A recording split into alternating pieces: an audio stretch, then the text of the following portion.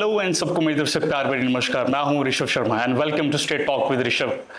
एक बार फिर से स्वागत है हमारे नए एपिसोड के साथ। आज मेरे साथ भारतीय जनता पार्टी के युवा मोर्चा के vice state president mister Yuvraj Singh, जो कि भाजपा के उम्मीदवार ठाकुर रणधीर सिंह जी के छोटे बेटे भी हैं। So welcome to podcast with straight talk with Rishabh. कैसे हैं आप? बहुत बढ़िया, आप बताइए। मैं ठीक हूँ। सो कहाँ थे आज? सबसे पहले तो मैं ये जानना चाहूँगा कि कैंपेन कैसे चल रही है, और मेरा एक क्वेश्चन है कि अब की बार किसकी सरकार? कैंपेनिंग तो बहुत बढ़िया चल रही है। दिन रात हम we are trying to reach out to public. हम प्रयास कर रहे हैं कि ज़्यादा से ज़्यादा लोगों तक हम पहुंच सकें और अच्छा लोगों का समर्थन भी मिल रहा है। और सरकार तो माननीय प्रधानमंत्री जी की भारतीय जनता पार्टी, माननीय प्रधानमंत्री जी के नेतृत्व में जम्मू कश्मीर में भारतीय जनता पार्टी भरी बहुमत के साथ सरकार बनाएगी। अब I think more than 1 month हो चुका है आपको ग्राउंड लेवल पे काम करते हुए। उससे पहले भी काम कर रहे होंगे आप, बट इलेक्शन जब से अनाउंस हुए हैं, अब काला कोट सुनते बने के अंदर आपको मेजर चीज़ें क्या लगती हैं कि यार ये चीज़ें बहुत पहले ठीक हो जानी चाहिए थी, इनको इतना साल क्यों लग गए? देखिए, ग्राउंड लेवल पर काम करते मुझे तकरीबन 4.5 साल हो रहे हैं। और यहाँ पर like any other rural place, जैसे किसी भी ग्रामीण क्षेत्र की तरह बहुत समस्याएं हैं। और बात सिर्फ समस्याओं की नहीं है, बात क्या समस्याओं के समाधान है उसकी है। समस्याएं बेसिक फैसिलिटीज़, बेसिक नेसेसिटीज़, आप चाहे वो पानी के सिलसिले में बात कीजिए, चाहे वो आप म्यूनिसिपैलिटीज़ के अंदर ड्रेनेज सिस्टम के रिलेटेड बात कीजिए, चाहे वो सीवरेज सिस्टम के रिलेटेड बात कीजिए, चाहे वो रोड नेटवर्क के रिलेटेड बात कीजिए, चाहे वो right implementation of government policies के रिलेटेड बात कीजिए, पंचायती राज इंस्टीट्यूशंस की सही से वर्किंग के रिलेटेड बात कीजिए। देयर आर मल्टीपल प्रॉब्लम्स, अनेक समस्याएं हैं। और बात सिर्फ क्या समस्या है उसकी नहीं है, बात यह है कि क्या समस्याओं का समाधान है, बात उसकी है। क्या आपको लगता है कि संविधान जो भी समस्या हैं उसका संविधान सिर्फ भाजपा ही कर सकती है? देखिए, राइट आफ्टर 1947, देश की आज़ादी के बाद 2014 में जब भारतीय जनता पार्टी ने जब सरकार बनाई है, आप देखिए 2.5 से 3 करोड़ रूरल हाउस होल्ड्स जिनको पक्का छत दिया गया है पीएमएवाई के माध्यम से। अगर 2.5 से 3 करोड़ लोगों को पक्का छत नहीं था 2014 तक, तो उसका मतलब समाधान भारतीय जनता पार्टी कर रही है। जल जीवन मिशन के माध्यम से एक एक पंचायत में 6-7 करोड़ रुपए के प्रोजेक्ट्स बन रहे हैं।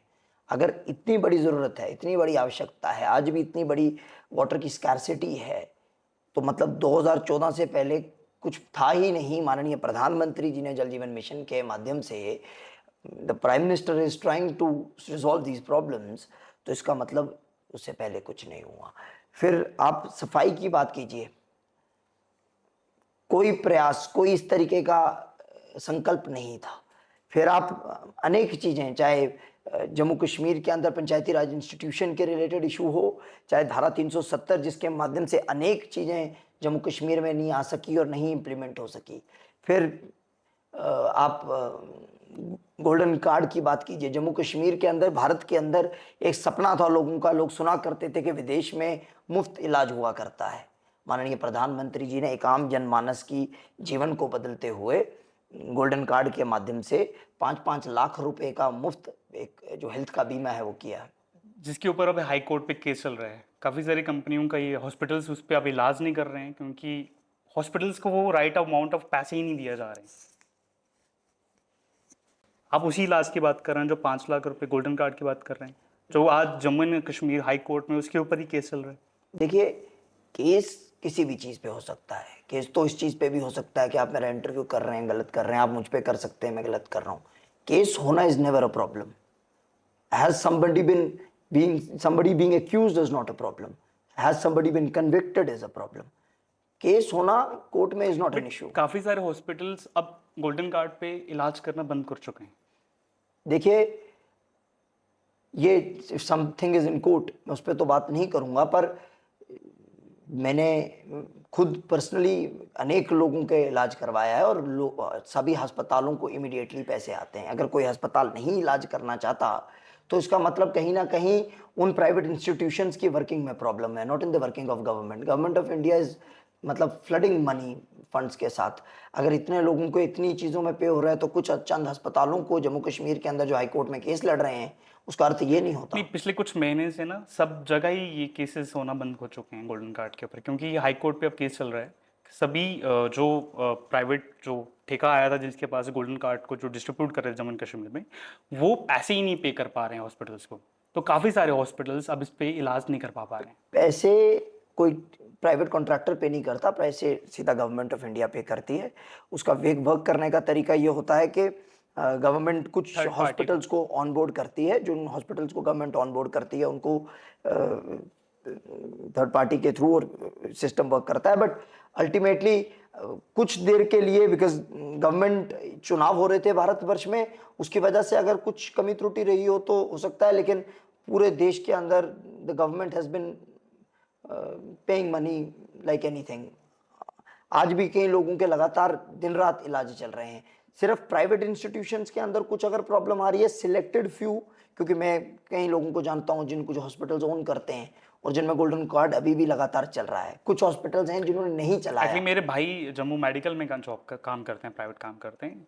ये उन्हीं के थ्रू मुझे पता लगा, then I got to survey and then ये मुझे पता लगा कि ये केस चल रहा है। नहीं, बिल्कुल मैं जानता हूँ। मैं किसी व्यक्ति के कोई हॉस्पिटल में गए हुए थे जहाँ पे ये चीज़ हुई, बट जब दूसरे हॉस्पिटल में पहुंचा तो वो चीज़ रिजॉल्व होगी। मुझे मेरा एक सवाल है, भाजपा जब भी बात करती है, माननीय प्रधानमंत्री जी को एक फ्रेम कर दिया जाता है। क्या विधानसभा क्षेत्र में जो इलेक्शन चल रहे हैं, सीएम मोदी जी तो नहीं होने वाले हैं, राइट? तो हर बार मोदी जी के काम गिना गिना के कब तक भाजपा वोट लेगी? देखिए, माननीय प्रधानमंत्री जी वो तो सिर्फ भाजपा के नहीं है ना, वो तो पूरे देश के हैं, राइट? भारतीय जनता पार्टी के नेता हैं जी। जो देश के प्रधानमंत्री हैं।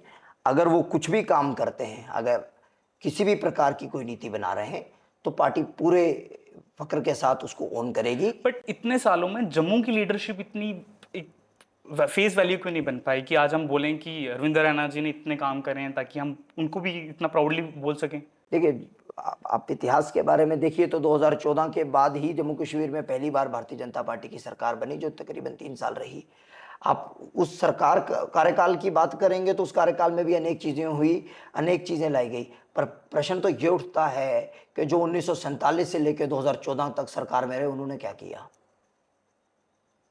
सवाल तो ये उठता है। 2014 के बाद जो 3 साल के लिए सरकार में आए, उस कार्यकाल में जम्मू कश्मीर के अंदर 2014 के बाद एम्स खुला, उसके अंदर आईआईएम खुला, उसके अंदर आईआईटी खुला, उसके अंदर हमें जम्मू से लेकर पुंछ तक नेशनल हाईवे मिला। इन सब कामों में जम्मू की लीडरशिप नहीं दिखती है। आप इसको देखने के कई नज़रिए हैं कि इसमें जम्मू कश्मीर की लीडरशिप का रोल है या नहीं है। पर अगर मैं पार्टी के लिए काम कर रहा हूं, कल को चीफ मिनिस्टर कोई चीज़ देगा मेरी कॉन्स्टिट्यूएंसी को और आप कहेंगे कि एमएलए का कोई रोल नहीं है, तो मुझे लगता है उस बात की कोई वो नहीं बनती। भारतीय जनता पार्टी एक संगठन है, इकट्ठे मिलकर अगर काम कर रहे हैं। हाँ, आप ये ज़रूर कह सकते हैं कि कॉन्स्टिट्यूएंसी लेवल पे क्या चीज़ें हो रही हैं, और सिर्फ 3-3.5 साल सरकार रही। सवाल फिर ये उठता है कि जो 1947 से लेकर 2014 तक लगातार पावर में रहे, एम्पावर्ड रहे, उन्होंने क्या काम किया?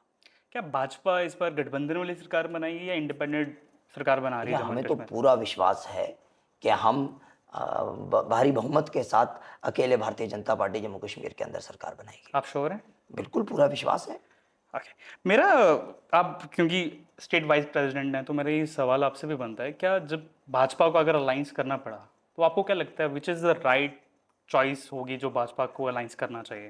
देखिए, बात फिर वही है कि यह एक हाइपोथेटिकल सवाल है और मैं उसका हाइपोथेटिकल आंसर नहीं दे सकता। और अभी भाजपा पे एक काफ़ी एलिगेशन लग रहे हैं कि इंजीनियर राशिद जी को रिलीज करा गया है जेल से। क्या आपको लगता है भाजपा एक रोल प्ले कर रही है उसको रिलीज करने में? देखिए, इंडिपेंडेंट बॉडीज काम कर रही हैं। बट उन्होंने आज मैं इंटरव्यू देख रहा था उनका एवीपी पे, उन्होंने कहा कि अगर हम जीतते हैं तो हम भाजपा को सपोर्ट करेंगे। तो आपको लग रहा है कि अगर वही चीज़ बोल रहे हैं तो उनको भाजपा ने रिलीज किया होगा? Might be possible. Might be is not possible. आप क्या बोलना चाह रहे हैं? मेरे हिसाब से भारतीय जनता पार्टी पूरे तरीके से, संपूर्ण तरीके से जम्मू कश्मीर में भारी बहुमत के साथ अकेले सरकार बनाएगी और भारतीय जनता पार्टी को किसी दल की या किसी भी कश्मीर बेस्ड पॉलिटिकल पार्टी की आज आवश्यकता नहीं है जम्मू कश्मीर में सरकार बनाने अगर नीड पड़ी तो कौन होंगे राइट चॉइस? की। मैं कह रहा हूँ हाइपोथेटिकल क्वेश्चन है, मैं हाइपोथेटिकल आंसर नहीं दे ओके, चलो मैं बात करता हूँ सुंदरबनी कालाकोट की। आपको क्या लगता है, सुंदरबनी ज्यादा डेवलप है या कालाकोट ज्यादा डेवलप है? सकता। देखिए, डेवलपमेंट क्षेत्र की अगर देखें तो बिल्कुल व्यवसाय ज़्यादा सुंदरबनी का है और अच्छे पढ़े लिखे लोग इस सुंदरबनी में हैं, तो उस दृष्टि से Sundarbani it is more developed than Kalakot. But Kalakot इतना पिछड़ा हुआ क्यों रह गया? क्योंकि 1996 में वो अलग बॉडी बन चुकी थी कालाकोट, राइट? 1996 से वहाँ पे एमएलए खुद का रहा। 1996 से 2024 तक कालाकोट से सियोर तक जो एक रोड थी मेन, वो ही नहीं बन पाई। क्यों? आपको क्या लगता है कि कहाँ वो गलतियाँ होती रही हैं लीडरशिप से वहाँ की? देखिए, भारतीय जनता पार्टी 2014 से पहले सरकार में नहीं थी, मैं उसका जवाब नहीं दे सकता। बट आप ही के फैमिली के पूर्व में वहाँ पे एमएलए रहे हुए हैं। उनसे आपको पूछना चाहिए था। बट आपके पिताजी भी उसी पार्टी में सपोर्ट में थे एक टाइम पे। एक वर्कर थे, लीडर नहीं थे। अभी रिसेंटली 2022 में डीडीसी इलेक्शन हुए हैं, 2020 में 2020 में, राइट? आपकी मदर भी उसमें खड़ी थी, मेरे ओपोनेंट माताजी में ने कंटेस्ट किया था। कंटेस्ट किया था, बट वो हारे थे कुछ वोटों से। क्या लगता है कि क्या चीज़ें थी जिसकी वजह से आपको वो हार देखनी पड़ी थी? देखिए, मेरे मेरे तायाजी एक टॉल लीडर थे। उनका सितंबर 2020 में स्वर्गवास हुआ हाँ जी। और अक्टूबर 30 अक्टूबर को इलेक्शन अनाउंस हुए, तो नवंबर दिसंबर में इलेक्शन हुए। चुनाव एक इमोशनल लेवल पर लड़ा गया। कोई बोले नेशनल कॉन्फ्रेंस चुनाव जीती, तो ये कहना बिल्कुल तरीके से आप गलत कह रहे होगा। हैं कि वो इमोशनल लेवल पे जीते थे? इमोशनली ही चुनाव बट हुआ। अभी भी देखा जाए तो उन्हीं के बेटे यशोवर्धन सिंह जी, आप ही के कज़न भी हैं, वो भी एनसी की पार्टी से यंगेस्ट कैंडिडेट हैं। तो आपको नहीं लगता है कि वो इमोशनल उनके साथ भी लोग वापस रिकनेक्ट कर रहे हैं? नहीं, आप सिंपैथी जब एक बार हो सकती है, सिंपैथी के बाद सवाल ये खड़ा होता है कि आपने डिलीवर क्या किया। चुनाव लड़ा गया और चुनाव जीता गया। चुनाव जीतने के बाद क्या? आज इस दिसंबर में डीडीसी के चुनाव को 4 साल पूरे होने जा रहे हैं। उसके बाद क्या? एक मैनिफेस्टो निकाला गया था, उसमें क्या, उसके बारे में आपने क्या अचीव किया? आप कालाकोट डीडीसी जो कॉन्स्टिट्यूएंसी है उसके अंदर किसी भी पंचायत में जा सकते हैं और लोगों को पूछ सकते हैं किस प्रकार की डेवलपमेंट हुई और कितनी बार प्रत्याशी जो चुनाव जीते, जो उनके नेतृत्व कर रहे हैं, जो उनके नुमाइंदे हैं, कितनी बार किस पंचायत में गए। आप, it is an open thing, आप सर्वे कर सकते हैं। सुंदरबनी का ना एक काफ़ी देर से एक उनको लगा है कि उनके साथ भेदभाव होता रहा है। उनका लगता रहा है कि आज से पहले जो भी कोई जीता रहा है वो नौशहरे वाली साइड से जीता रहा है। अब जगदम से हमें क्या किया, नौशहरे से अलग करके कालाकोट के साथ जोड़ दिया गया। आपको लग रहा है कि सुंदरबनी की जनता उसी, जैसे कि हर साल भाजपा को भर भर के वोट दिए सुंदरबनी ने, आपको लगता है कि इस बार भी जनता उतना ही उत्साह होके, उतना ही एक्सप्रेसिव वे में जाके सपोर्ट कर रही है भाजपा को? देखिए, सुंदरबनी, जैसे मैंने अभी पहले कहा कि ज़्यादा डेवलप्ड एरिया है और राष्ट्रवादी लोग हैं, राष्ट्र हित में सोचने वाले लोग हैं। उनका रोष जिन भी विषयों पे था, उन चीज़ों को बहुत डिटेल में जाकर, हर व्यक्ति के पास जाकर उसको हमने क्लियर किया है और हर एक व्यक्ति को यह क्लियर किया है कि किसी भी प्रकार का दोनों क्षेत्रों में कोई भेदभाव नहीं होगा। यहां तक कि यहाँ के किसी भी व्यक्ति को उठकर कालाकोट काम कराने नहीं जाना पड़ेगा।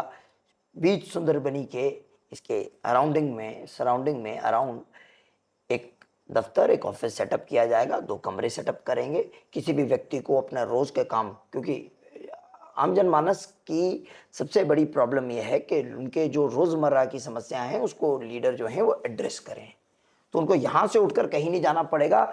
ये एक अकेला पॉइंट था जो उनके जहन में, उनके माइंड में, उनके पर्सपेक्टिव में था। इसके सिवाय कोई और पॉइंट नहीं था। एक राष्ट्रवादी विचार वाले लोग हैं, उनका रोष इस बात का था, जब उन्हें ये बात क्लियर हुई, सुंदरबनी नेशनल कॉन्फ्रेंस के लिए, किसी और दल के लिए वोट कभी नहीं करेगा। मैंने अभी भी देखा, आप क्योंकि बीजेपी के यहाँ पे काफ़ी सारा एक बेस था, राइट? वोट बैंक था, काफ़ी स्ट्रांग वोट बैंक। आपने कहा कि जीतने के बाद क्या होता है। 2014 में जब बीजेपी यहाँ से जीतती है, आपको लगता है कि 14 के बाद उतना काम नहीं हुआ है? क्योंकि आज सुंदरबनी का जो सबसे बड़ा रोष है कि सुंदरबनी से सब कुछ छीन के एक मिड पॉइंट पे लंबेड़ी वैली साइड खींचती है। क्या क्या आपको लगता है कि कल को जीत के, कल को यही चीज़ें उनके साथ फिर से हुई तो क्या सुंदरबनी वाले लोग फिर से ट्रस्ट कर पाएंगे आप पे? वो चीज़ें नहीं होंगी। ये तो रविंद्र रैना साहब ने बोला था। उन्होंने जो काम करे वो करे, 3 साढ़े 3 साल का कार्यकाल था, एक पूरा कार्यकाल भी नहीं हुआ। उसके बाद सरकार गिर गई। उसके बाद उनको प्रदेश अध्यक्ष, स्टेट प्रेसिडेंटशिप पे ले गए। हमारा 100% एक विजन है, और वो विजन सिर्फ इस पॉलिटिक्स पे नहीं है कि मैं किसी का बेटा हूं, वो इस पॉलिटिक्स पे नहीं है कि मैं रीजनलिज्म की 2 क्षेत्रों में लड़ाई लड़ाना चाहता हूं। वो सिर्फ इस एजेंडे पे है कि हम किस तरीके से यहाँ के यूथ की, यहाँ के बुजुर्गों की, यहाँ के किसान की, यहाँ के जो कोई व्यवसाय कर रहा है उन उन लोगों की, किस तरीके से हम उनके जीवन के अंदर सुधार और बदलाव ला सकते हैं, उसके रिलेटेड एक हमारा मैनिफेस्टो जो लॉन्च होगा वो पब्लिक डोमेन में होगा। हम एक विजन के साथ चुनाव लड़ रहे हैं। हम इस बात पे चुनाव नहीं लड़ रहे कि मैं किसी पे एलिगेशन लगाऊं और मैं किसी चीज़ की सिंपैथी लूं, उस चीज़ पे चुनाव नहीं लड़ रहे। आपने कहा कि मैं किसी पे एलिगेशन नहीं लगा रहा हूँ, बट आप ही के कज़न यशोवर्धन जी ने कहा कि देवक की रोड बनती है। देवक की रोड बनाने वाले शायद से आपके पिताजी ने कॉन्ट्रैक्ट लिया था, बट वो बहुत ही जल्दी टूट गई। ही साइड 14 करोड़ रुपए अगर उस रोड पे लगे होंगे, वो प्रूफ कर देते हैं, मैं आज ही पार्टी की टिकट छोड़ दूंगा। मैं उनको प्रूफ करवाना क्यों और उनको टिकट छुड़वानी क्यों है? उनका कहना है कि 2 महीने के अंदर वो रोड का बुरा हाल हो चुका है। देखिए, रोड को बने हुए आज 8 साल हो रहे हैं। उनको कितनी टेक्निकलिटीज के बारे में पता है मैं नहीं जानता। रोड को मेंटेन करने के पीरियड 5 साल होता है। 5 साल मेंटेनेंस के बाद रोड जो है वो वापस गवर्नमेंट को हैंड ओवर हो जाती है। वो आज किस विषय पे बात करते हैं, क्योंकि उनको कोई टेक्निकल नॉलेज नहीं है, वो अपने मुंह से कुछ भी बोल देंगे, उसकी कोई क्रेडिबिलिटी, उसकी कोई वैल्यू नहीं है। आप भी यूथ हैं, अभी यंग हैं। सुंदरमनी के यूथ का एक सबसे बड़ी डिमांड है, यहाँ पे ग्राउंड नहीं है। आपने देखा एक ही ग्राउंड है, आर्मी ग्राउंड, जिसे डिफेंस लैंड को उन्होंने कवर किया हुआ है। अर्लियर 2014 से पहले तक ग्राउंड ओपन था, उसके बाद आर्मी ने उसको कवर कप कर लिया। उसके बाद यूथ डिवाइड हो चुका है। यूथ के पास एक प्लेटफॉर्म ही नहीं है जहाँ वो अपना टैलेंट शो कर पाएँ। अर्ली ऑन यहाँ पे बहुत बड़ी बड़ी टूर्नामेंट्स होती थी, इवन कि अंडर 19 वर्ल्ड कप चैंपियंस आके भी यहाँ पे खेले हुए हैं। आफ्टर दैट वो गेम ही नहीं हो पा रही है। सबसे बड़ी डिमांड है यूथ की कि सुंदरबनी में एक स्टेडियम चाहिए। वो बहुत पहले की है। वो 2014 में रविंद्र रैना जी को भी बोला गया था, वो 2014 में सुरेंद्र चौधरी जी को भी बोला गया था। सुरेंद्र चौधरी जी तो हारने के बाद उन्होंने कहा कि सुंदरबनी से मेरा कोई रिश्ता नहीं है, और रैना साहब कहते हैं फ़ोन नहीं उठाते हैं। आपको लगता है कि आप जीतोगे तो एक सुंदरबनी के लिए एक स्टेडियम बनाओगे? बिल्कुल बनाएंगे। मैं स्पोर्ट्समैन हूँ। मैं कराटे में मैं नेशनल मैं मेडलिस्ट हूँ। इंडिया को मैंने रिप्रेजेंट किया है वर्ल्ड कराटे चैम्पियनशिप में, मल्टीपल टाइम्स स्टेट चैम्पियन रहा हूँ।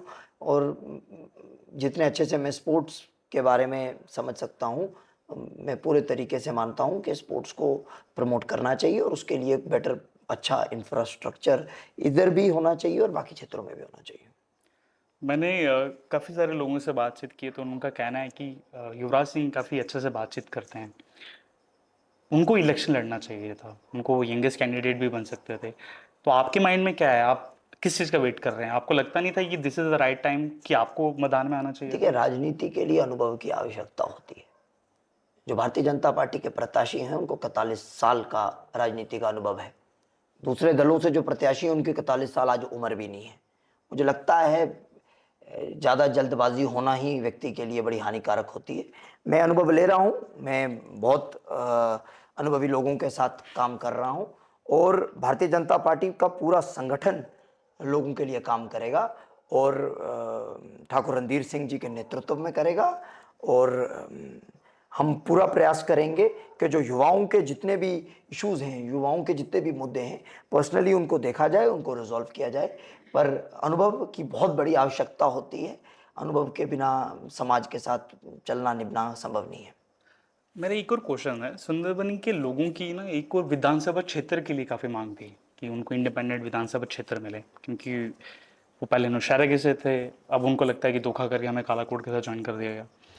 आप जीतते हैं तो क्या ये बात आप असेंबली में रखेंगे कि सुंदरबनी को एक अलग से विधानसभा क्षेत्र मिले? क्या आपको देखिए लगता है this is the right demand है सुंदरबनी की? देखिए किसी भी क्षेत्र की कोई भी डिमांड जब कलेक्टिवली होती है तो उसमें राइट और रॉन्ग कुछ नहीं होता।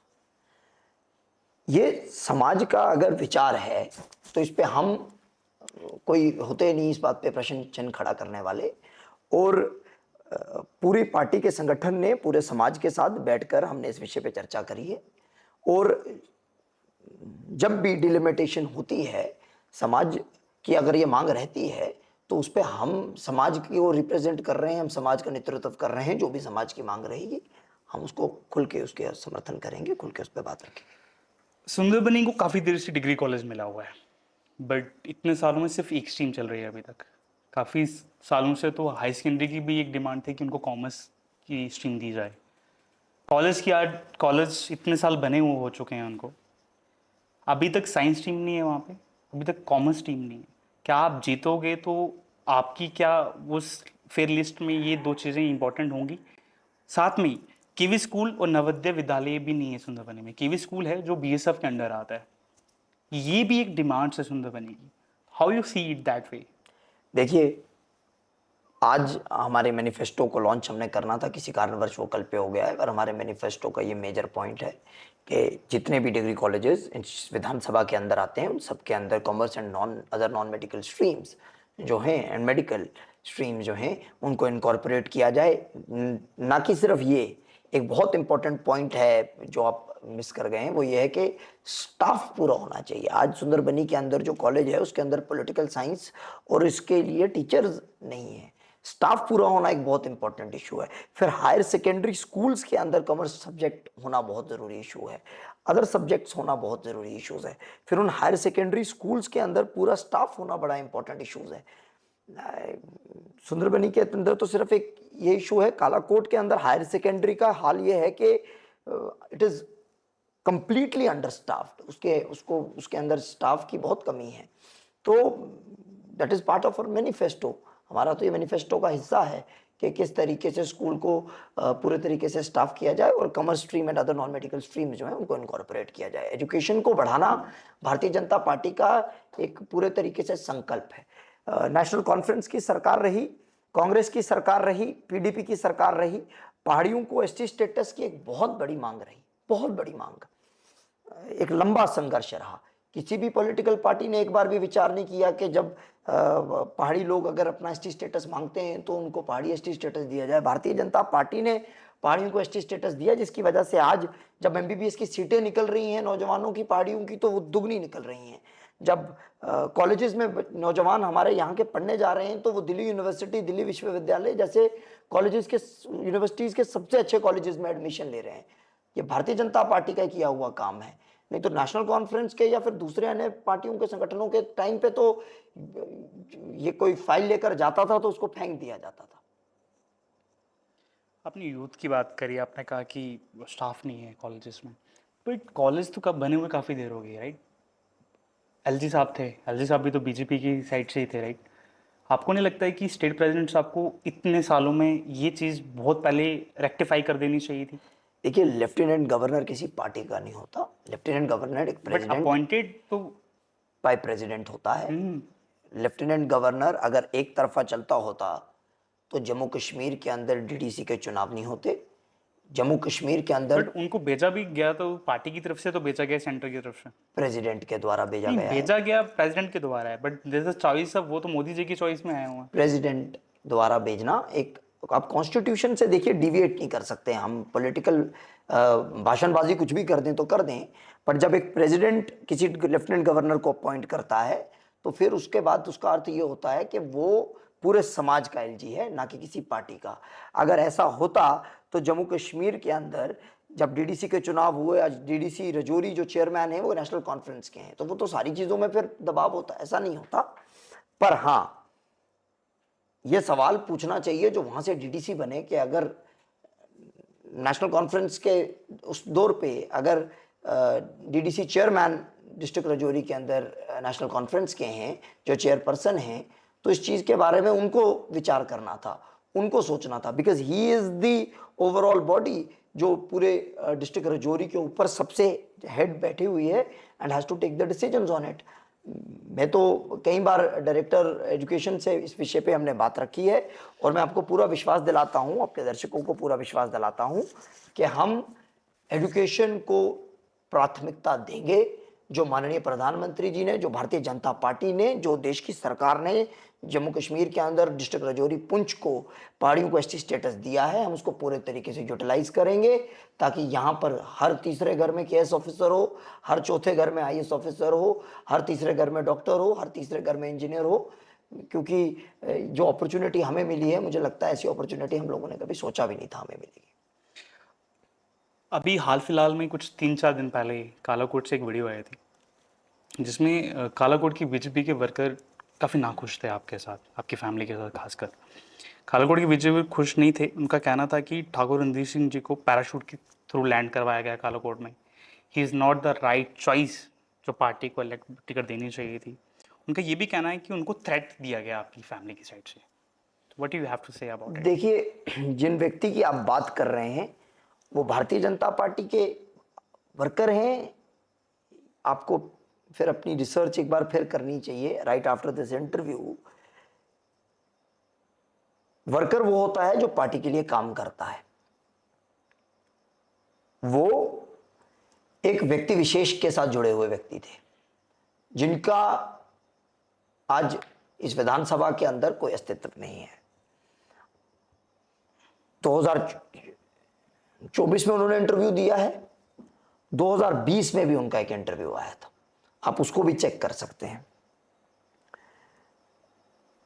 4.5 साल मुझे सक्रिय हो गए हुए वे, आप रिसर्च करके पता कर सकते हैं 4.5 साल में वो कहीं पे भी अगर पॉलिटिकली उन्होंने पार्टी के लिए काम किया है। मेरा तो ये मानना है कि he is the one who has been planted to raise this issue. ये इंटरव्यू करने के लिए he has been planted by somebody. उनका ये भी कहना है कि ठाकुर रणधीर सिंह जी की रग रग में नेशनल कॉन्फ्रेंस की विचारधारा है। देखिए, ठाकुर रणधीर सिंह जी अपने भाई के लिए संघर्ष करते रहे पूरा जीवन। ठाकुर रणधीर सिंह जी ने अपने भाई के पीछे संघर्ष किया। नेशनल कॉन्फ्रेंस की उन्होंने आज तक कोई पॉलिटिकल पोजीशन होल्ड नहीं करी। अगर कोई भी आदमी ये साबित कर दे कि उन्होंने आज तक कोई भी पॉलिटिकल पोजीशन होल्ड करी है तो हम we can have a discussion over it. अगर कोई व्यक्ति नेशनल कॉन्फ्रेंस का वर्कर होता तो वो कोई पॉलिटिकल पोजीशन होल्ड करता। वो अपने बड़े भाई के वर्कर थे, उन्होंने काम किया, पर उनके विचार कभी नेशनल कॉन्फ्रेंस के साथ नहीं मिलते थे। और उन्होंने जब भारतीय जनता पार्टी में आए तब भी निस्वार्थ भाव के साथ काम किया है। पार्टी ने फैसला लिया है, उनके हित में लिया है, पूरी भारतीय जनता पार्टी उसके पीछे पूरे मजबूती, असली भारतीय जनता पार्टी पूरी मजबूती के साथ उनके पीछे खड़ी है। कुछ दिन पहले एक मैसेज सर्कुलेट होता है जिसपे भारतीय जनता पार्टी के नीचे स्टेट प्रेसिडेंट विंदर रैना जी के साइन थे। जब इंजीनियर आशीष जी को रिलीज़ किया गया है कि उन्होंने वहाँ पे लिखा हुआ था कि सभी जो हमारे बीजेपी के कार्यकर्ता हैं उनकी वहाँ पे जाके शामिल हो, उनकी वहाँ पे रोड शो में जाके। इज इट फेक और इज इट रियल? 100% फेक। अगर किसी ने ऐसा मैसेज सर्कुलेट करना होता वो अपने क्या लेटर हेड पे लिख कर देगा?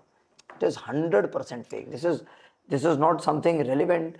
ये तो कुछ नहीं है बट नेशनल कॉन्फ्रेंस की, पीडीपी की, कांग्रेस की फ्रस्ट्रेशन है। आज भी फ्रस्ट्रेशन है। हर दिन भी इंटरव्यू देते हैं, हर दिन कहते हैं हमारी किसी ने गाड़ी रोक दी, हमारा किसी ने ये कर दिया, हमारा किसी ने वो कर दिया। चुनाव डेवलपमेंट पे होता है, चुनाव डेवलपमेंट पे होना चाहिए, चुनाव भविष्य के विचारों पे होना चाहिए। चुनाव बिल्कुल छोटे छोटे पेटी इश्यूज पे नहीं होना चाहिए जिन इश्यूज पे यहाँ पे कुछ लोग प्रयास कर रहे हैं चुनाव लड़ने की। और मैं फिर आपको एक बात स्पष्ट कर दूं कि भारतीय जनता पार्टी ने जम्मू कश्मीर के लिए जो किया है वो किसी संगठन ने नहीं किया। भारतीय जनता पार्टी ने 370 को रद्द कर कर जो किया है वो किसी संगठन ने नहीं किया। 370 जम्मू के लिए गले की हड्डी बनी रही। 370 ने जम्मू के अंदर कभी तरक्की नहीं आने दी, यहां तक कि कश्मीर के अंदर भी आतंकवाद और अलगावाद बढ़ता रहा। Okay, you talk about 370, 35A, but what about land reform? क्या भारतीय जनता पार्टी इस पर लैंड रिफॉर्म लाएगी?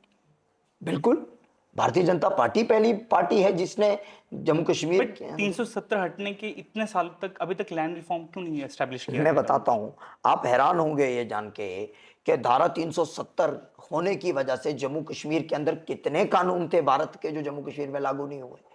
You were divide of so many things, you can't even so many things. Jammu Kashmir के अंदर कितने निवासी थे जम्मू कश्मीर के जिनको वोट देने का अधिकार नहीं था? Can you imagine? जो लोग 1947 से लेकर 2019 तक जम्मू कश्मीर में रहते थे, they had no right to vote. Fundamental rights मार के रखे हुए थे जम्मू कश्मीर के, जम्मू के लोगों के। ये जो कश्मीरी 3 फैमिलीज हैं, फंडामेंटल राइट टू वोट, और आप लैंड की बात कर रहे हैं। पहली पार्टी है जिसने जब से देश आजाद हुआ हर एक लैंडलेस आदमी को 5 मरले जमीन देने का फैसला किया। फॉरेस्ट राइट एक्ट, गुजर बकरवाल समाज जंगलात में रह रहा है, क्यों नेशनल कॉन्फ्रेंस इनका वोट लेने के बाद कभी इनके बारे में उन्होंने विचार नहीं किया? क्यों फॉरेस्ट राइट एक्ट को जम्मू कश्मीर में लागू नहीं होने दिया? और जिस लैंड के रिफॉर्म की आप बात कर रहे हैं, जो कुछ उसका बचा कुचा है, वो पार्टी के इस बार के मैनिफेस्टो में है, आप उसको देख सकते हैं। जितने बदलाव अगर जम्मू कश्मीर के अंदर भारतीय जनता पार्टी ने लाई है, जो बची कुची रह गई हुई चीजें हैं वो भी भारतीय जनता पार्टी लाएगी। My last question is that what are the 5 major things which will do if you win the election in Kalakot Sundarbani? देखिए, सबसे पहली चीज, अब आप लास्ट सवाल पूछ रहे हैं, मेरा तो मन है आप ये इंटरव्यू कंटिन्यू करते रहें। कई सवाल हैं जो आपने नहीं पूछे और मैं उनका जवाब दे सकता था, पर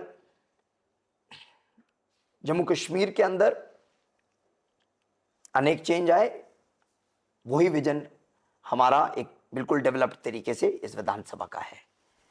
सबसे पहले लैंड कनेक्टिविटी, रोड कनेक्टिविटी का एक बहुत मेजर इशू है। ऐसी पंचायतें भी हैं, मैं आपके माध्यम से यह भी पूछता हूं, 1947 से लेकर 2014 हो गई आज, ऐसी पंचायतें भी हैं जिन पूरी पूरी पंचायत के अंदर रोड ही नहीं है। कहां थे भैया? ऐसी पंचायतें भी हैं जो पूरी पूरी पंचायतें जंगलात हैं, उनको जंगलात के अंदर कनेक्टिविटी बनाने के लिए फॉरेस्ट राइट एक्ट का लागू होना अनिवार्य था।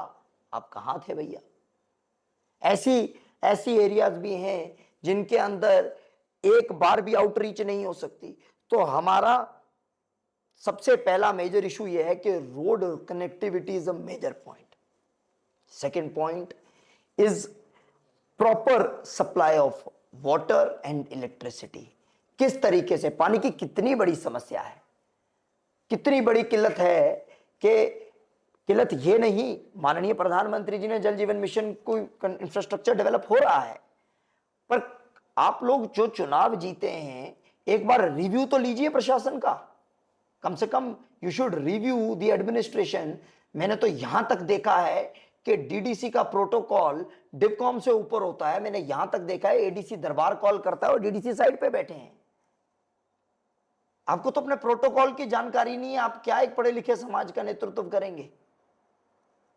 आपको तो यही जानकारी नहीं है कि आप समाज के लिए कर क्या सकते हैं। आपको तो प्रोटोकॉल का ही नहीं पता। आपने कब रिव्यू लिया बताइए? 4 साल में, 4 साल हो गए आपको चुनाव लड़े। आप एक सिंपैथेटिक वेव बनाकर आप चुनाव लड़े, किसी के सिंपैथी पे लड़े, अपने काम पे नहीं लड़े। अब आपका अपने काम पे टाइम आ गया है, आप क्यों नहीं जा पा रहे अपनी कॉन्स्टिट्यूएंसी में वोट मांगने? आप दूसरी एरियाज में क्यों वोट मांगते हैं?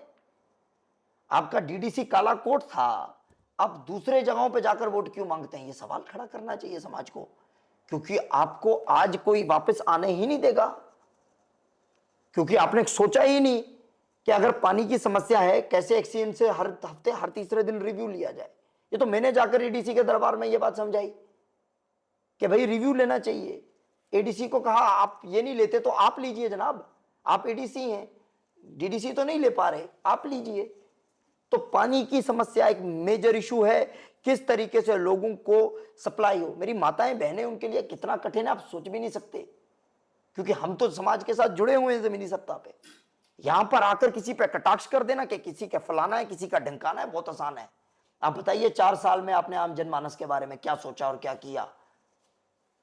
आपने कुछ नहीं किया। इलेक्ट्रिसिटी के बारे में आपने क्या किया? लोगों को बिजली ऐसी भी है जहां पे 10-10 केवी, मतलब बिजली 10 पे आ रही है वोल्टेज, आपने उसके बारे में क्या किया? ऐसे क्षेत्र भी हैं जहां पे खंबे जो हैं, जो पोल्स हैं, वो लकड़ी के पेड़ों पे लगे हुए हैं, आपने उसके बारे में क्या किया? आपने कब रिव्यू लिया? आपने नहीं लिया। तो दूसरा इंपॉर्टेंट पॉइंट पानी और बिजली है। तीसरा जो इंपॉर्टेंट पॉइंट है वो यूथ के रिलेटेड है। जैसे मैंने आपको कहा कि किस तरीके से हम कॉमर्स और ये स्ट्रीम्स को इनकॉर्पोरेट करें और नौजवान हमारे पढ़ सकें। मैं 3 दिन पहले मरचोला में बैठक कर रहा था, एक मीटिंग कर रहा था, और वहां पे एक नौजवान, 3-4 नौजवान मेरे पास आए जो कॉलेज में पढ़ रहे हैं, और उन्होंने मुझे ये समस्या सुनाई। हम इसको रिजॉल्व करना चाहते हैं, ये हमारी प्राथमिकता में है और हम इसको रिजॉल्व करेंगे। फिर उसके बाद जो मेजर इंपॉर्टेंट इश्यूज में है वो ये है कि किस तरीके से हम यहां का व्यवसाय को बेहतर कर सकें। टूरिज्म के थ्रू हो सकता है, रिलीजियस टूरिज्म के थ्रू हो सकता है, एडवेंचर स्पोर्ट्स के थ्रू हो सकता है। आपने कब सोचा? आपने तो कभी सोचा ही नहीं। आपका तो मुद्दा, आप लोगों का मुद्दा तो सिर्फ, मैं कुछ चंद पॉलिटिकल लोगों के लिए बोल रहा हूं, क्षेत्रवाद है। आप तो 2 लोगों को लड़ा के डिवाइड एंड रूल करना चाहते हैं। आपने ये तो बात नहीं कर रहे आपके किस तरीके से एडवेंचर टूरिज्म के थ्रू, रिलीजियस टूरिज्म के थ्रू हम एम्प्लॉयमेंट जनरेट कर सकते हैं, किस तरीके से हमारे ऐसे स्थान हैं जिनको हम बेहतर कर सकते हैं। आपने उस बारे में नहीं सोचा। आपने इस बारे में सोचा कि जो शहर के अंदर, म्युनिसिपैलिटीज के अंदर लोग व्यवसाय कर रहे हैं, किस तरीके से उनके व्यवसाय को फैसिलिटेट करा सकते हैं, किस तरीके से उनके व्यवसाय को बढ़ा सकते हैं, बेहतर कर सकते हैं। आपने कभी नहीं सोचा। आपने कभी नहीं सोचा कि म्युनिसिपैलिटीज के अंदर बेटर ड्रेनेज सिस्टम कैसे हो सकता है, बेटर सीवरेज सिस्टम कैसे हो सकता है, बेटर किस तरीके, आपने कभी नहीं सोचा। तो ये सब चीजें हमारे ध्यान में है और इन पे हम 100% हम बदलाव लाएंगे। और सबसे इंपॉर्टेंट चीज प्रशासन की है। हम लोगों के साथ बहुत विनम्र रहते हैं, नतमस्तक रहते हैं, पर प्रशासन के साथ सख्त रहते हैं। हम उन लोगों में से नहीं हैं जो हैंड्स इन ग्लव होके प्रशासन के साथ दोस्ती करके प्रशासन के साथ मिल जाते हैं, बिक जाते हैं, प्रशासन से डरते हैं। हम प्रशासन से आम जनमानस के हर एक काम करवाएंगे, आम जनमानस के प्रति अकाउंटेबल करेंगे। संकल्प करते हैं कि सिस्टम को ट्रांसपेरेंट रखेंगे, संकल्प करते हैं कि सिस्टम को अकाउंटेबल रखेंगे, संकल्प करते हैं कि सिस्टम को रिस्पॉन्सिबल होल्ड करेंगे। आपने कब किया? 4 साल हो गए आपको तो जीते हुए। बट सुंदरबनी की बात की जाए, सुंदरबनी के चेयरमैन तो भाजपा ही के हैं, राइट? इतने सालों से यहाँ पे एक पब्लिक टॉयलेट बन रहा है, वो कंप्लीट नहीं हुआ है अभी तक। एक पार्क बन रही थी, वो पार्क नहीं बनी है। वार्ड नंबर 1 से जो रोड की कनेक्टिविटी को बनाया जा रहा था वो नहीं बन पाया है। तो भाजपा भी तो जिम्मेदार है उस चीज़ की। सुंदरबन म्युनिसिपैलिटी के अंदर तो चीजें हुई हैं, आप तुलना कर सकते हैं। थोड़े दिन पहले एक पब्लिक ओपिनियन किया है, आप यू कैन वॉच इट। वहाँ पे लोग काफ़ी नाराज़ हैं। उन्होंने कहा म्यूनसिपैलिटी खुद म्यूनसिपैलिटी बन के रह चुकी है यहाँ पे। जब भाजपा जहाँ है वहाँ पे भी डेवलपमेंट नहीं हो रही है, तो फिर आप कैसे बोल रहे हैं कि जहाँ आप जीत जाएंगे तो वो चीज़ें बहुत बेटर हो जाएंगी? देखिए, म्युनिसिपैलिटी का कार्यकाल खत्म हुआ है, आप तुलना कर सकते हैं तो आप कालाकोट के अंदर म्युनिसिपैलिटी है उसके साथ भी कर सकते हैं। आप दोनों म्युनिसिपैलिटी की तुलना कर सकते हैं।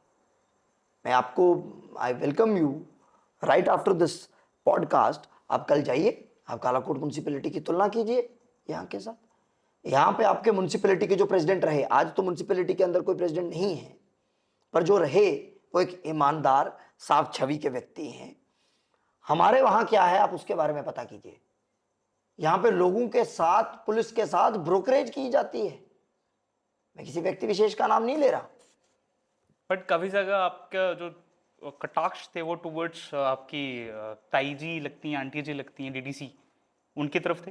नहीं, मैंने तो किसी व्यक्ति का नाम नहीं लिया बट जी। डीडीसी की बात करी तो डीडीसी जब अभी मैंने तो वही है। डीडीसी के नाम लिया तो मैं डीडीसी के बारे में बात कर रहा हूं, और डीडीसी हमारे उस विधानसभा में 3 थे और मैं तीनों की बात कर रहा हूं। जो म्युनिसिपैलिटी के प्रेसिडेंट थे उनकी भी खुल के बात कर रहा हूं। इसमें कटाक्ष का क्या डर है? मैं किसी के पर्सनल लाइफ के बारे में कोई कमेंट नहीं कर रहा। बट उन्होंने तो आके उनकी अपनी मर्जी है, उनकी अपनी मर्जी है जनाब। वो डेवलपमेंट के ऊपर, काम के ऊपर वोट मांग ही नहीं सकते। उनका वोट मांगने युवराज का जी, अगर तरीका ही गलत है। अगर अगर किसी दिन हम डिबेट के लिए आपको इनवाइट करें तो आप क्या डिबेट के लिए आएंगे पब्लिकली? क्योंकि मैंने जितना भी सुना है, मैंने एक दिन कुछ दिन पहले ही मैंने रीच आउट भी करा था, ये कहा गया है कि पब्लिकली, क्योंकि आप ब्रदर्स हैं, आप पब्लिकली डिबेट नहीं करते हैं। ऐसा कुछ नहीं है जी। आप डिबेट करने के लिए रेडी? पब्लिकली डिबेट क्या है? हम तो खुल के ओपनली लोगों के लिए काम कर रहे हैं। देन 1-on-1 डिबेट तो हो ही सकती है। देन डिबेट तो 3 लोगों में हो सकती है, बिल्कुल। डिबेट तो 4 लोगों में भी हो सकती है। आप बाकी प्रत्याशियों को भी खड़ा कर सकते नहीं, हैं। बाकी प्रत्यक्ष भी रेडी हैं। आप डिबेट तो हर एक व्यक्ति के बीच में कर सकते हैं, पर सवाल यह है कि जिस प्रकार से आप प्रश्न कर रहे हैं, क्या आपने उस प्रकार से प्रश्न किया था? बिल्कुल मैंने तो किया था। इंटरव्यू नहीं मस्ट सुना। Watch it, must watch it. आपने अगर मैंने प्रश्न नहीं किया होता तो उनके मुंह से ये चीजें नहीं आए। ये प्रश्न करना कि 4 साल के अंदर कार्यकाल में क्या काम किए गए, क्या उपलब्धियां थी। मेरे साथ डिबेट कराना तो आप कभी भी करा सकते हैं, पर क्या आपने ये प्रश्न किया कि 4 साल के अंदर डीडीसी की क्या उपलब्धियां थी, डीडीसी ने क्या रिजॉल्व किया, डीडीसी ने किन चीजों को ठीक किया? आज जब आखिरी दिन वो फिर से आ रहे हैं, वो फिर लोगों के बीच में घुस रहे हैं, फिर लोगों से बातचीत कर रहे हैं, तो लोगों के आगे फिर हाथ जोड़कर फिर वही बात खड़ी कर रहे हैं जो 4 साल पहले की थी।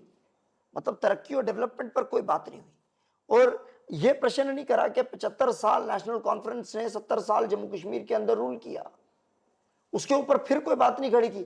अल्टीमेटली जब पब्लिक डोमेन में आना है तो लोकतंत्र यह सिखाता है कि आपने लोगों के क्या काम किए, आप लोगों के क्या काम कर रहे हो, और आप लोगों के क्या काम करोगे, जिसके बारे में कोई जिक्र नहीं होता, किसी भी जगह पे नहीं होता, किसी भी मीटिंग में नहीं होता। ये नहीं कि आपके पॉडकास्ट में नहीं हुआ।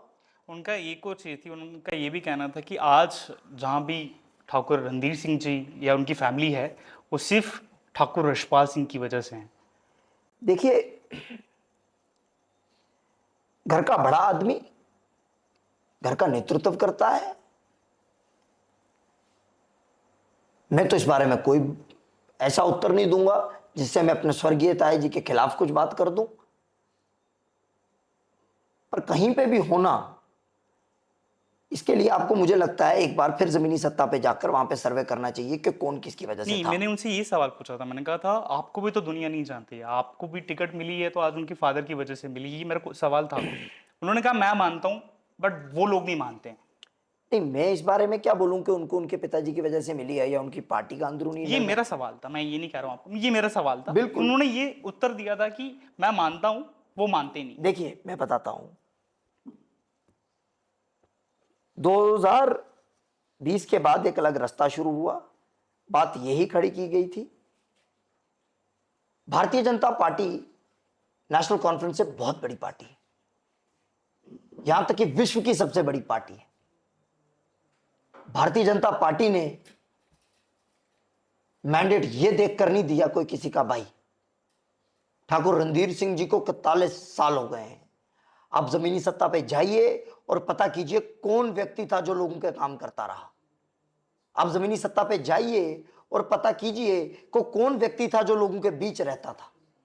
आप जमीनी सत्ता पे जाइए और पता कीजिए कि कौन व्यक्ति था जो लोगों की गमी खुशी में खड़ा रहता था।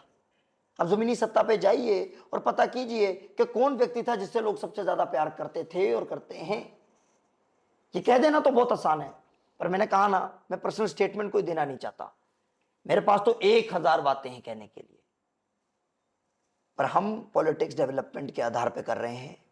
Our agenda of politics is development, their agenda of politics is not development. और मैं ये अक्रॉस पार्टी लाइंस बात कर रहा हूं। The agenda of politics is not development and it should be development. विकास ही राजनीति का आधार होना चाहिए, और हम राजनीति विकास के आधार पर कर रहे हैं। हम लोगों के साथ रह रहे हैं, लोग हमसे पसंद करते हैं, और लोग भारी बहुमत के साथ, भारी संख्या के साथ भारतीय जनता पार्टी के लिए मतदान करेंगे। आप मान रहे हैं कि आप इस पर जीत रहे हैं? देखिए, कहना कि मानना दो अलग बातें हैं।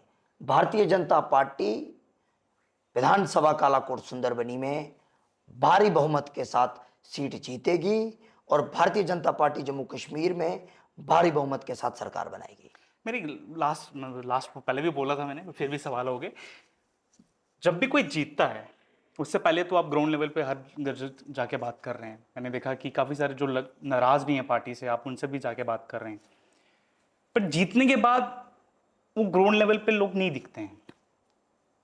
आप सुंदरबनी में ही बैठे हैं, अभी सुंदरबनी के काफ़ी सारे लोगों का देखा, आपको यही कहना था कि राणा साहब को हमने भर भर के वोट दी, पर जब हमें नीड पड़ी राणा साहब ने हमारा कभी भी फ़ोन नहीं उठाया। क्या आपको लगता है कि क्या how you will make that easy to access कि कल को आप जीतने के बाद भी इतने इजी से मेरे साथ बैठ के बातचीत होगी? देखिए, दो दफ्तर कार्यालय खोले जाएंगे, मैंने आपको स्पष्ट किया। आपने मेंशन करा पहले। भारतीय जनता पार्टी के जो प्रत्याशी हैं उनको 41 साल 41 ईयर्स हो गए, आज तक ये कभी कंप्लेंट नहीं है कि लोगों के बीच नहीं रहते, उनका जीवन ही समाज है। ये प्रश्न मैं फिर कह रहा हूं उनको खड़ा करना चाहिए जो चुनाव जीते और फील्ड से गायब हो गए। बट यहां से तो भाजपा ही जीती थी, रविंद्र रैना साहब ही तो जीते थे रविंद्र यहाँ। रैना जी जितनी देर एमएलए रहे हैं, लोगों के बीच रहे हैं, जब उनको प्रदेश अध्यक्ष की जिम्मेवारी दी गई उसके बाद की आप बात कर सकते हैं। लेकिन दूसरी तरफ कल को आप जीतने के बाद आपको कुछ अलग से जिम्मेदारी मिल गई तो आप दुनिया बाकी देखिए, अपनी। एमएलए रहते हुए प्रदेश अध्यक्ष की जिम्मेवारी नहीं मिल सकती, सरकार गिरी थी, ये दो अलग बातें थी। नहीं, मैं कह रहा हूं कल को आपको मंत्री भी बना दिया जाता है, मंत्री बनाने पे काम करना बढ़ जाता है, कम नहीं होता। बट क्या आप अपना एरिया तो नहीं छोड़ सकते, राइट?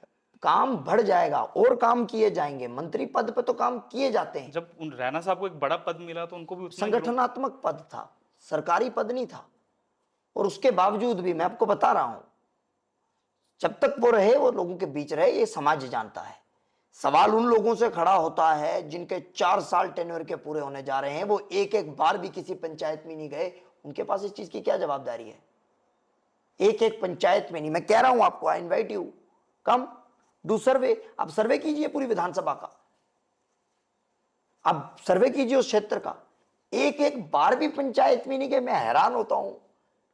और उसी बात के कारण आज फिर से जा ही नहीं रहे, अब दूसरे एरिया पकड़ा है, क्योंकि लोगों से वोट किस आधार पे मांगना है? सिर्फ या तो क्षेत्रवाद पे वोट मांगने का प्रयास है, या फिर कम्युनलिज्म कर कर वोट लेने का प्रयास है। इन मुद्दों पर राजनीति होगी। मुझे तो नहीं लगता कि आज का युवा ये चीज एक्सेप्ट करता है, मुझे नहीं लगता कि आज का युवा ये चीज कभी मानेगा या इस दिशा में चलेगा। एजेंडा पे राजनीति होनी चाहिए। आज इस चुनाव के हम आखिरी दिनों में हैं। आप मुझे बताइए, आज तक क्या आपने कोई इंटरव्यू या कोई बात सुनी जिसमें आपने किसी को पर्सनली टारगेट किया हो?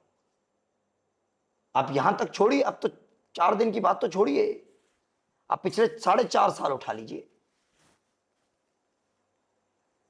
पर्सनली किसी का नाम लेकर किसी के बारे में कोई बात नहीं करेगी। Our agenda of politics is development.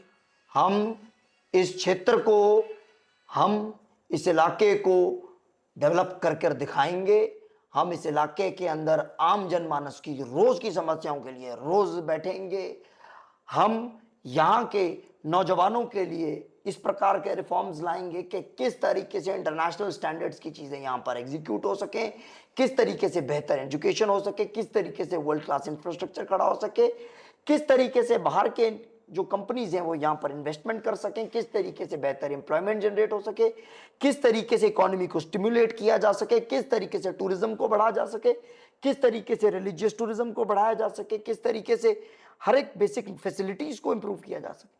हम इस चीज पर राजनीति कर रहे हैं। हम इस चीज पे तो राजनीति कर ही नहीं रहे कि ये ऐसा है या वो ऐसा है, या मैं ऐसा हूं या मैं इसका बेटा हूं या मैं उसका बेटा हूं, या इसने ये किया या उसने वो।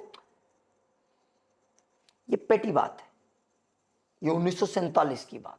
हम 2024 में हैं। राजनीति का मुद्दा विकास होना चाहिए। Thank you so much for giving us time. I hope इतना लेट हो चुका है ऑलरेडी, आपका काफ़ी बिजी शेड्यूल होगा, उस बिजी शेड्यूल में से इतना टाइम निकालने के लिए थैंक यू। बट आशा करता हूँ कि जब आप जीत जाएंगे उसके बाद भी हम ऐसे पॉडकास्ट करते रहेंगे। देखिए, हम ऊर्जावान थे, हम ऊर्जावान हैं, हम ऊर्जावान रहेंगे। अब मुझे लग रहा है रात के 12:30 हो रहे हैं, अब 3 बजे तक भी ये इंटरव्यू करवाएं और 100 किलोमीटर भी पहाड़ी चढ़वाएं, हम हम चढ़ने को तैयार हैं। हम गाड़ी में बैठकर सिर्फ रोड साइड पॉलिटिक्स करने वाले राजनीतिक लोग नहीं, हम पहाड़ पहाड़ देर रात रात चढ़कर लोगों तक पहुंचने वाले एक आम जनमानस, एक वो व्यक्ति जिसके पास बेसिक समस्याएं जिसको हैं, जिसके पास कोई व्यक्ति नहीं पहुंचता, हम उस तक पहुंचने वाले लोग हैं। और साथ ही साथ फ्यूचर को देखकर, देश की व्यवस्था को देखकर किस तरीके से क्षेत्र को डेवलपमेंट किया जा सके, हम वो लोग हैं, हम उस पार्टी के कार्यकर्ता हैं, हम उस नेता के कार्यकर्ता हैं। और आपका बहुत बहुत धन्यवाद, आपने यहाँ बुलाया, आपने इतने सवाल करे। मैं ये भी आपको पूरा विश्वास दिलाता हूँ कि आप जितने मर्जी पॉडकास्ट कीजिएगा, बट हमारे you are very hard to get it. मैंने काफी 4-5 दिनों से कोशिश करो फिर जाके मिले हो आप। बाकी लोग इजीली मिले, बाकी बहुत वन कॉल पे। इसका मतलब वो कुछ काम नहीं कर रहे। इसका मतलब वो नहीं, कुछ इसका काम मतलब ये भी हो सकता है वो they are very easy to access. इसका मतलब ये है कि वो कुछ काम नहीं कर रहे। इसका अर्थ ये है कि वो लोगों के पास कम और मीडिया के पास ज़्यादा जाना चाहते हैं। हम लोगों के पास ज़्यादा और मीडिया के पास कम जाना चाहते हैं। बहुत बहुत धन्यवाद आपने थैंक यू सो बुलाया। Much Yuvraj Singh, thank thank you. You. ये थे मेरे साथ Thakur Yuvraj Singh. And don't forget to subscribe our channel. मैं कुछ पूछना चाहूँगा, how was that interview? First of all मैं संजवनी से ही हूँ। दिस इज अवर, हमने थोड़े दिन पहले ही इनिशिएट स्टार्ट करा है। How was that experience? यहाँ पर कोई भी व्यक्ति इस प्रकार का इनिशिएटिव लेता है, आई एम वेरी हैप्पी कि आप ऐसा इनिशिएटिव ले रहे हैं। एंड इस प्रकार के और इनिशिएटिव्स भी लिए जाने चाहिए, और उसी तरीके से हम मॉडर्न तरीके से आगे बढ़ सकते हैं, हम एजुकेटेड तरीके से आगे बढ़ सकते हैं, हम टेक्निकली साउंड तरीके से, टेक्निकली savvy तरीके से आगे बढ़ सकते हैं। This is the future of youth. मैं एक बात आपको और बताऊंगा कि मैं G20 में, Y20 में इंडिया को रिप्रेजेंट करने ब्राज़ील गया हुआ था, जिसमें विश्व के 20 जो राज्य हैं जो G20 का हिस्सा हैं, हर एक राज्य से 5 लोग आते हैं, और उन 20 राज्यों के 5-5 युवा आते हैं, और वो युवा इकट्ठे मिलकर एक सम्मेलन होता है, अलग अलग टॉपिक्स पे बात होती है, और वो एक डॉक्यूमेंट तैयार होता है, जो डॉक्यूमेंट फिर जब G20 होती है जिसमें प्रेसिडेंट्स और प्राइम मिनिस्टर्स इकट्ठे होते हैं, उसको अपनी कंट्री के अंदर अडॉप्ट करते हैं। और जो आप प्रोफेशन कर रहे हैं, इसके ऊपर हमने भारी चर्चा करी है। इसके ऊपर हमने विश्व के जो 20 कंट्रीज़ हैं उसके सभी नौजवानों के साथ बैठकर इन विषय पे चर्चा की है कि the future is what you are doing, the freelancing thing, the type of jobs you are doing, this is the future of the world. तो मैं तो बहुत खुश हूँ और सौभाग्यशाली हूँ कि हमारे क्षेत्र में भी कोई ऐसी चीज़ कर रहा है। और एक बात जो ज़रूर मैं कहना चाहूँगा कि हमारे लिए चीज़ों को चेंज करने के लिए, डेवलप करने के लिए एक सबसे ज़रूरी पॉइंट है एडवांस्ड और मॉडर्न एग्रीकल्चर, मॉडर्न हॉर्टिकल्चर, जिसको हम 100% अपने क्षेत्र में अडॉप्ट और इनकॉर्पोरेट करेंगे। काफ़ी सारी बातें रह चुकी हैं। आई होप जब हम अगली बार मिलेंगे तो बहुत डिटेल में बात करेंगे। Thank you so much. 100% धन्यवाद।